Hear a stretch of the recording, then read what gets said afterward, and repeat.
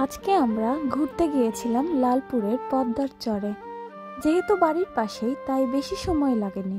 বর্ষাকালে এই জায়গাতেই পানিতে থই থই করে, আর এখন বালুচর ও মহিষের চরণভূমিতে পরিণত হয়েছে। নদীর মধ্যে বৈদ্যুতিক খুঁটি স্থাপন করা হয়েছে। এর ফলে চরের মানুষ বিদ্যুৎ সংযোগ এবং ইন্টারনেট সুবিধাও পেয়ে থাকে।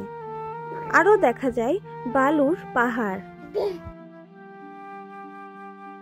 মহিষের কাছে যেতেই দুটো মহিষ আমার দিকে তেড়ে আসছিল।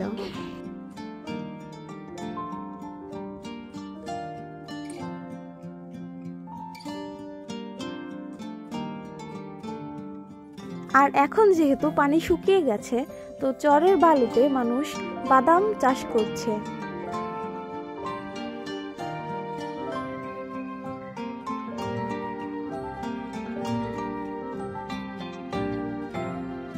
সব মিলিয়ে একটি সুন্দর মুহূর্ত পার করলাম।